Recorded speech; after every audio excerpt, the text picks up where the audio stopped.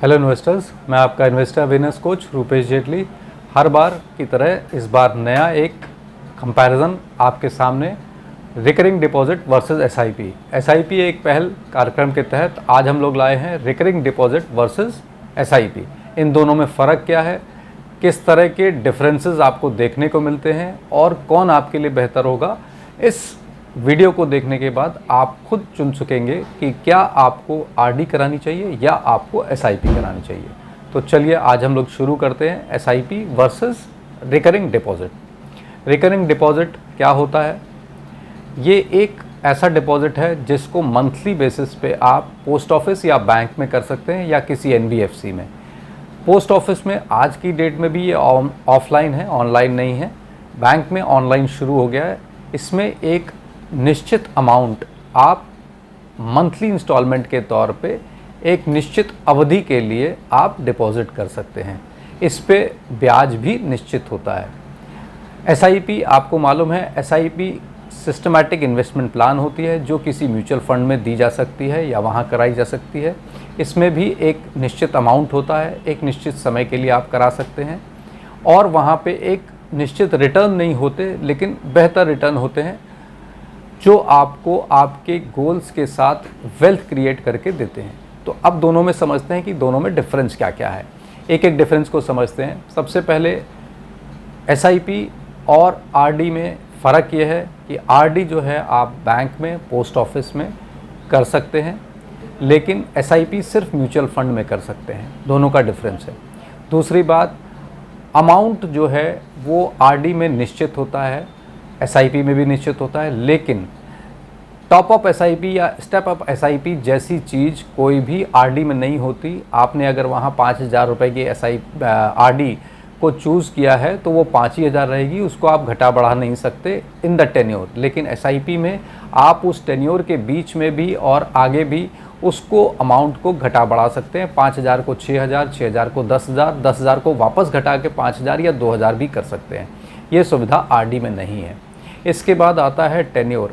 RD में एक tenure निश्चित होता है, 3 साल, 5 साल या कहीं कहीं पे 7 साल हो सकता है। लेकिन एसआईपी में आपको फ्लेक्सिबिलिटी मिलती है। आप 6 महीने से लेके 30 साल तक की एसआईपी कर सकते हैं। और फ्लेक्सिबिलिटी ये है कि आप 5 साल की एसआईपी को बढ़ा के 10 साल, 10 साल को बढ़ा के 15 साल और 20 साल भी कर सकते हैं, जो फ्लेक्सिबिलिटी आपको आरडी में नहीं मिलती। इसके बाद आता है रिटर्न। हाँ, ये ज़रूर है कि रिकरिंग डिपॉजिट अकाउंट में आपको निश्चित रिटर्न मिलता है या कहें गारंटीड रिटर्न मिलता है, जो आज की डेट में 6-6.5% के आसपास है, जो बैंक आपको गारंटी करके देता है। वहीं एसआईपी में निश्चित रिटर्न नहीं होते, फ्लेक्सिबल रिटर्न होते हैं, लेकिन पिछले अगर 25 साल या 30 साल का रिकॉर्ड देखें तो वो 6-6.5% से कहीं ज़्यादा है। डिफरेंस है, वहाँ पे आपको देखने को मिलता है। कैसा फ़ंड आपने चूज़ किया है, तो वहाँ पे आपको उस फंड के रिटर्न के हिसाब से रिटर्न्स या रिटर्न रेट ऑफ रिटर्न या आपको उसके ऊपर ब्याज मिलता है। इसके बाद आता है, क्या हम आरडी को बीच में प्रीमेच्योर कर सकते हैं? नहीं, आरडी को हम बीच में प्रीमेच्योर नहीं कर सकते, उसको स्टॉप कर सकते हैं, लेकिन प्रीमेच्योर नहीं करते। बैंक इसकी इजाज़त ज़्यादातर नहीं देता, या पोस्ट ऑफिस तो बिल्कुल नहीं देता। वो आपको बंद करने की इजाज़त बीच में देता है, लेकिन आप उसका पैसा बीच में नहीं निकाल सकते जब तक उसका टेन्योर नहीं पूरा हो जाए। जबकि एसआईपी में ऐसा नहीं है। एसआईपी आपको प्रीमेच्योर अमाउंट के लिए सारा पूरी फ्लेक्सिबिलिटी देता है। आप बीच में उस अमाउंट को बंद कर सकते हैं, उस अमाउंट को ले सकते हैं, कभी भी उस अमाउंट को पार्शियल विड्रॉल, फुल विड्रॉल इस तरह से कर सकते हैं। इसके बाद आता है एसआईपी में टैक्स और रिकरिंग डिपॉजिट में टैक्स। रिकरिंग डिपॉजिट अकाउंट में या आरडी में भी टैक्स, जैसे बैंक एफडी में आप टैक्स का वो कैलकुलेशन करते हैं, बिल्कुल वैसा ही करते हैं। एसआईपी में टैक्स के रिटर्न थोड़े से फ़र्क हैं। इसमें अगर आपने इक्विटी फंड में टैक्स वो लगा रखी है एसआईपी, तो वहाँ पे इक्विटी के टैक्सेशन लगते हैं, जबकि अगर आपने एसआईपी डेट फंड में लगाई है तो वहाँ डेट फंड के टैक्सेशन लगते हैं। दोनों में फ़र्क है। इसके बाद क्या रिस्क है दोनों में? तो आरडी में कोई रिस्क नहीं है किसी तरह का, क्योंकि बैंक उसको गारंटी करता है, जबकि एसआईपी में रिस्क है। आपके पैसे फ्लक्चुएट होते हैं और रिटर्न्स उसी हिसाब से फ्लक्चुएट करते हैं।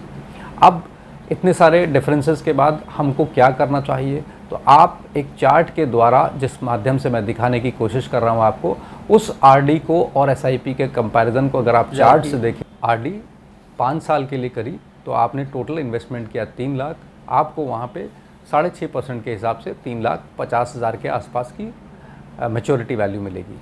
वहीं लेकिन अगर आपने एसआईपी 5,000 की है और 5 साल का टेन्योर लिया, लगभग 12% जो एनुअलाइज रिटर्न आ रहा है वो इस तरह से आ रहा है, तो वो करीब करीब 4,20,000 के आसपास की आपकी रिटर्न आती है। इसी को अगर आप टेन्योर बढ़ा देंगे तो एसआईपी के रिटर्न, चूँकि वहाँ पे कंपाउंडिंग आपको मिलती है, रुपी कॉस्ट एवरेजिंग मिलती है, उस वजह से उसके रिटर्न्स बढ़ जाते हैं।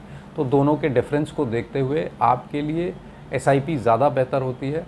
शॉर्ट टर्म में अगर आप देखें तो आप आरडी अगर 6 महीने की करना चाहें या 12 महीने की करना चाहें, तो दोनों में क्या डिफरेंस है उसको समझिए कि अगर आपको 12 महीने से 6 महीने के लिए कहीं पैसे आरडी वो इस तरह से इंस्टॉलमेंट में लगाने हैं तो आपको आरडी ही करनी चाहिए, फिर आप एसआईपी के लिए मत जाएं, बिकॉज़ वहाँ पे गारंटीड रिटर्न है आपके लिए आरडी के लिए। एसआईपी में आपके पास गारंटीड रिटर्न वाली कोई चीज़ नहीं है।